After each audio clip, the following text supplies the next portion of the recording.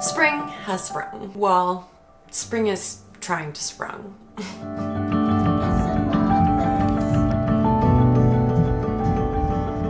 Hey YouTube, I'm Jess. Welcome to a new video. For today's video, I'm going to be doing more of a tutorial style video. I'm going to be giving you some tips and tricks for how to get a beautiful spring makeup look.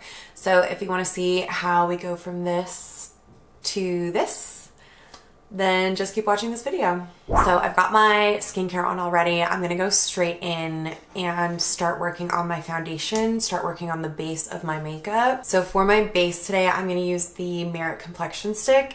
My skin is in a really good place right now. I have some scarring happening over here, but besides that, we're in a really good place. I'm really happy. I'm feeling like for light, fresh spring makeup, we don't wanna go too heavy with the foundation. I'm gonna come in and just go right over top of the areas that need a little bit of coverage. I feel like that looks like a lot on camera, but that's literally like half the foundation that I would normally wear with my makeup. So for me, this is light. I'm gonna go ahead and buff that in with a brush. I like to use a brush with more cream foundations. With liquid foundations, I much prefer a sponge.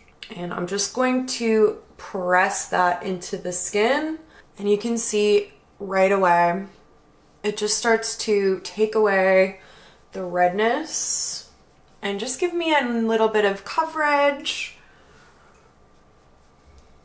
I'm not going for a flawless base. I'm not trying to make my skin look absolutely perfect. We're just evening things out a little bit and keeping things nice and light. I have quite a bit of darkness under my eyes, so because we're going lighter with our coverage, I want to just do a little bit of color correcting. So I'm going to use the Becca Under Eye Brightener for this. I'm just going right in with my sponge and then applying a small amount of that underneath my eye. I like to bring it all the way from the inner corner and then up and out. And then I bring it down onto this part of my face as well, so that I'm not just highlighting this area right underneath my eye, because that can actually bring attention to the hollowness, to the darkness there. By bringing it down a little bit further here, we're creating one solid plane of color, which is just going to help reduce that. I'm going to go in with a little bit of the Charlotte Tilbury Beautiful Skin Concealer. So this is a medium coverage concealer with a really dewy, glowy finish.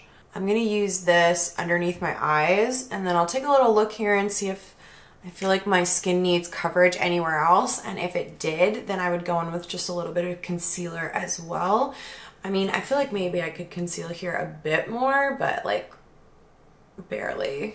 And then again, in with my sponge to blend that in. So you really don't want to use too much concealer if you're laying it over top of a color corrector, because you don't want too much product happening underneath the eye. Anywhere where there's a lot of movement happening on your face, you really want to keep the amount of product that you're applying really light. Because the skin around the eyes moves so much, we make expressions and blink. The less product that you have there, the less chance you're going to have of that product creasing and settling. So same thing like in your smile lines, or if you get creases in your forehead, the less product that's there to settle into those fine lines, the better. To finish off the under eyes, we want to set them with a little bit of powder. I feel like I usually kind of fly through powdering my under eyes, so I wanted to talk through it a little bit more in this video. So I'm going to take my pressed powder. My favorite one is the Charlotte Tilbury Airbrush Flawless Finishing Powder, because the powder is really finely milled and it's infused with almond oil and rose wax so that it doesn't look too dry or cakey or heavy on the skin. It's really fine. It's a beautiful makeup product. You can see I don't have much left, but I really want to get like quite a bit of powder onto my brush. You want to use a good amount. And then once I've got a good amount of product on my brush here, I'm going to come into my under eye and really press the product in under there. I'm not wiping because I don't want to move that product around, but also because I really want to get like a good solid amount of product into this area. That's what's going to stop those creamy concealers from moving around and settling. So I'm bringing that like right down onto my cheek here where I brought the color corrector, and then all the way up this whole area where I have concealer. Once I've got that all pressed in and the area is set, if there's any excess powder kind of sitting on top, then I can dust it away. But I usually don't worry about that too much because it's kind of nice to have a little bit of extra powder under the eye in case you get fallout from your eyeshadows. Then it's easier to brush that away if there's other powder already sitting on top of the skin. But also because at the end of everything, I go in with a setting spray, and when I use setting spray, that helps all of the additional powder that's sitting on top of my face just kind of settle into the skin.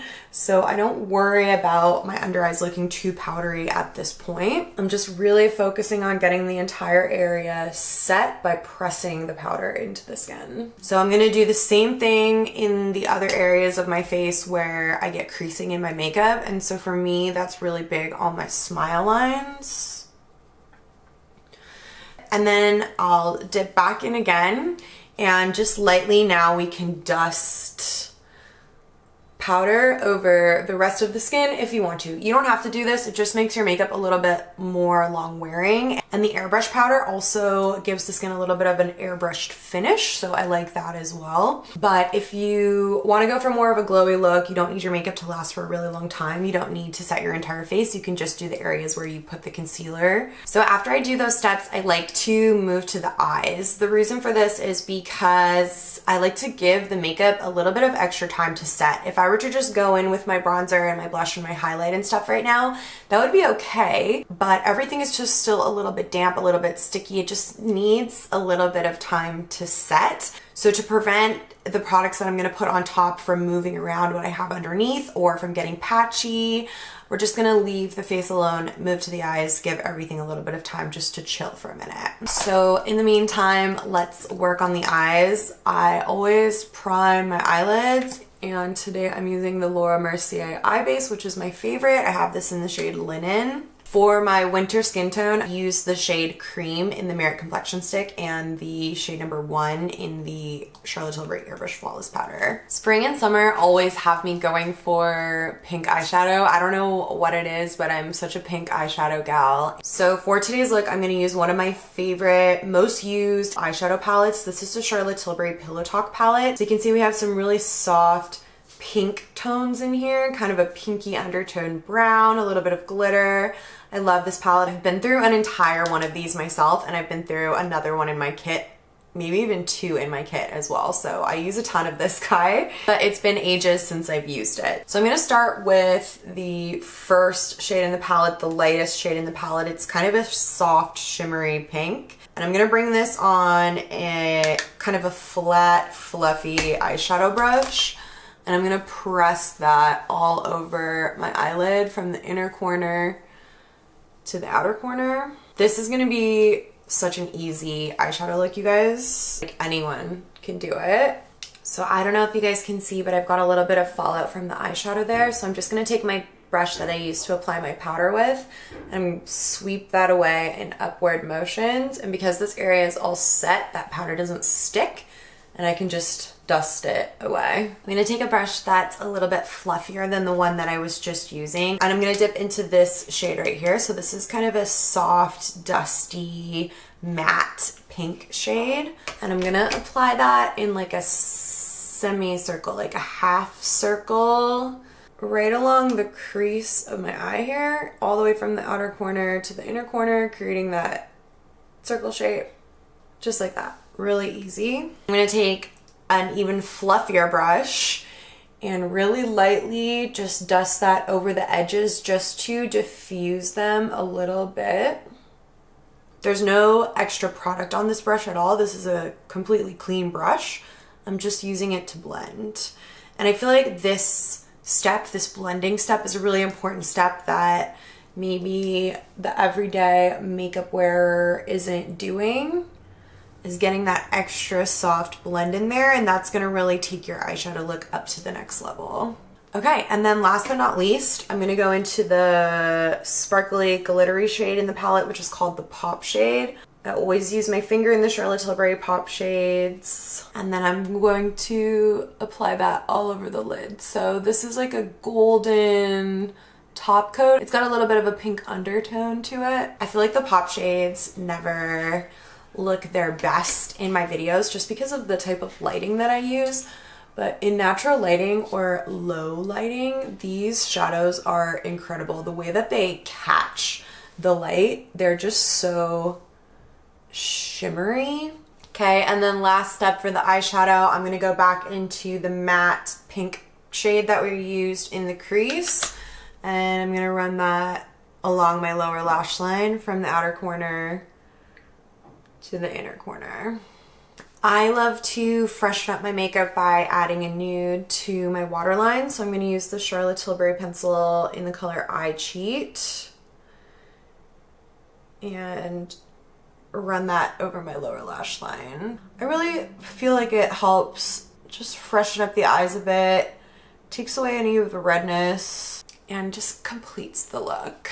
To keep this look soft, I'm gonna go in with a brown eyeliner. I've been using my Fenty liquid liner for a few months now, but I'm kind of missing my gel liner, so I'm actually gonna go in with the Maybelline gel liner today. Winged liner is something that people ask me about a lot when I'm doing their makeup. I think it's quite, I don't know, personal, individual, how every person does winged liner. I feel like if I walk you through how to do this, it will take up half of this video. So if anybody wants a tutorial specifically on how I do my winged eyeliner,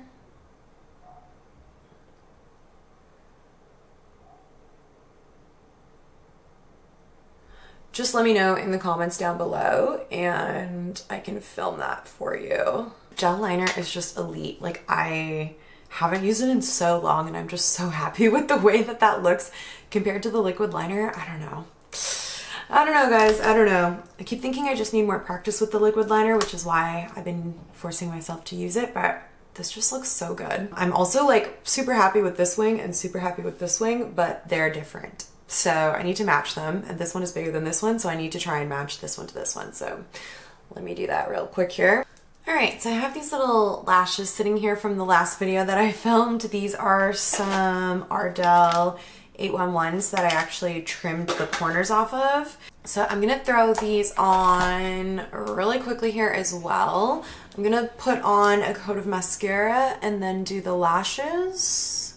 I like to do mascara first and then lashes for the simple reason that I don't like the way that mascara looks on false lashes. I also feel like once you get your eyelashes glued onto your eye and then you go in with the mascara wand, you risk like moving the lashes around unless you wait for them to completely dry, which can take a while depending on the type of lash glue that you use. So I just feel like it's so much easier to do your mascara first.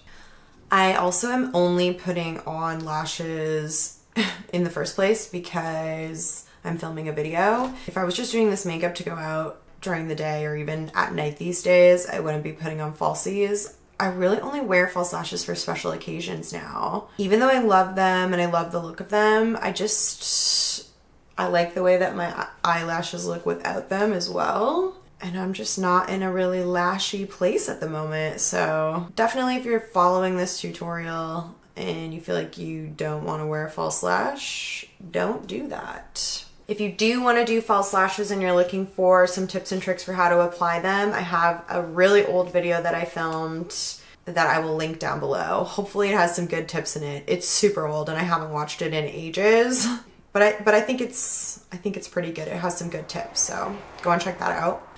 All right, so eyes are done. Let's move back to the face. We're thinking light, we're thinking fresh, we're thinking spring. For me, that means cream bronzer. For my bronzer today, I'm gonna use the Charlotte Tilbury Hollywood Contour Wand. I've been using this so much lately, but I really just do love it. So the reason we bronze and contour our face is because when we apply foundation, it's all one color. So we take like one flat color and we put it all over our face, and it hides the contours and the definition of the bone structure in our skin, in our face. And so it just makes our faces look really flat and wide.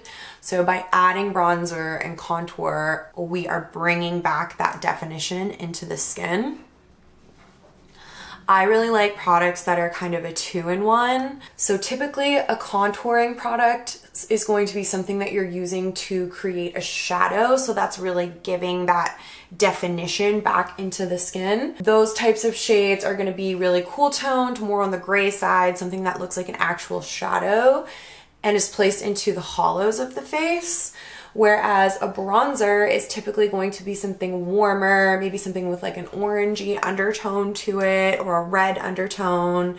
And that's going to give more of the sun-kissed look. And so that's going to be applied in the areas of the face where sun would naturally hit you. So forehead, cheekbones, nose, things like that. For me, I just like products that are kind of a two-in-one. So not too cool toned, not too warm toned, something that can be used as both a contour and a bronzer. So those are the types of shades that I usually gravitate towards, but each person is going to be unique in that, in what they like. And if you want to do two steps, after I get my bronzer on, I like to move to the brows. So I'm completely out of brow gel right now, which is just like, I need to get more, but I can never remember. So that's very sad, but also not the end of the world.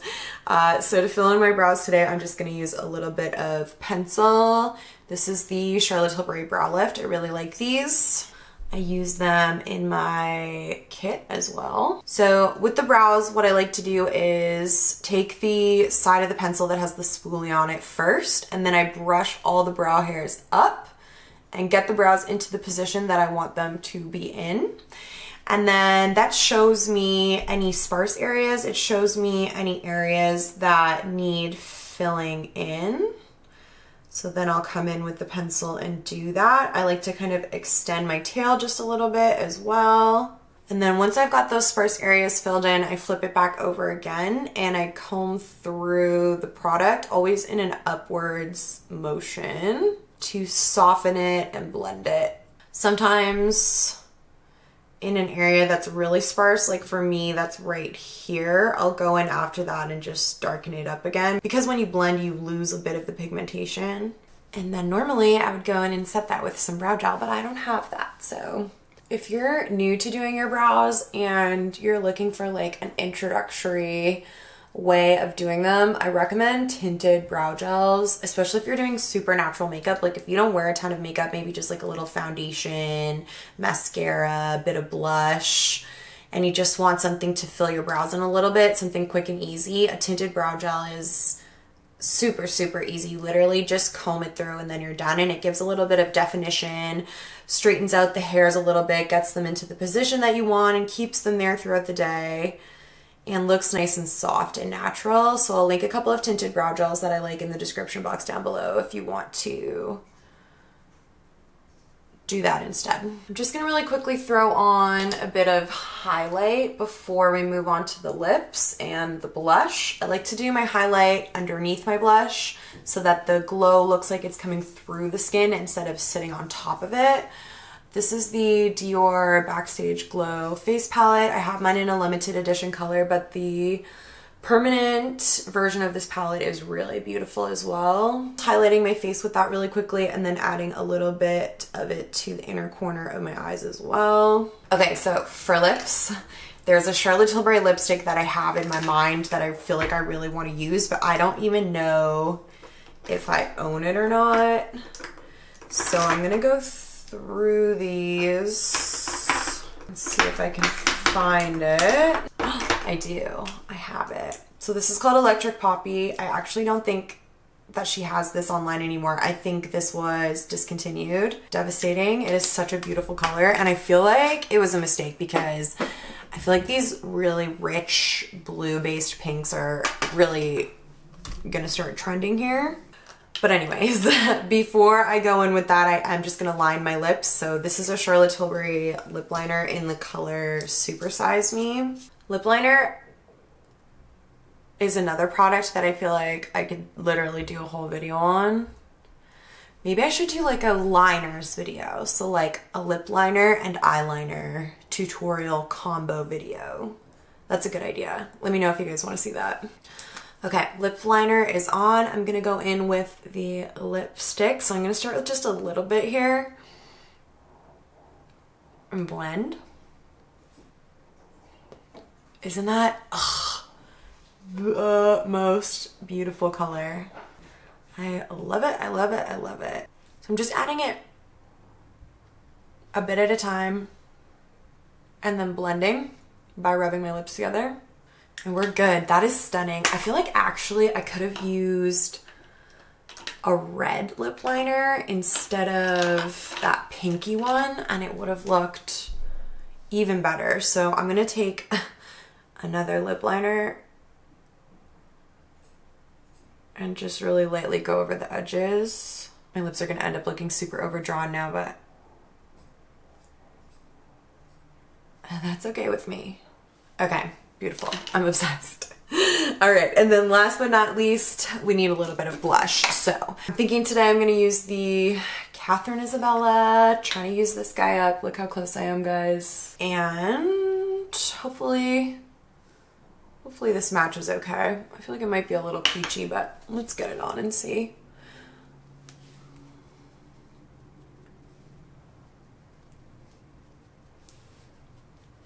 We're good. We are good. Okay, and then I feel like that's just a little bit too much blush. So I'm just gonna go in with my sponge and press. That's gonna help soften it a little bit. And then last but not least, we need setting spray.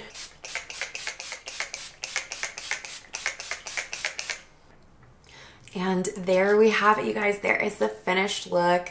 Fresh, bright, glowy, soft, light, springy. These are all of the words that went into this look today. I hope you guys enjoyed this video and that you learned something new. After I finish talking here, some other videos are gonna pop on the screen that I think you might like watching, so definitely check those out. Happy spring, you guys, and I will see you in my next video. Bye, guys.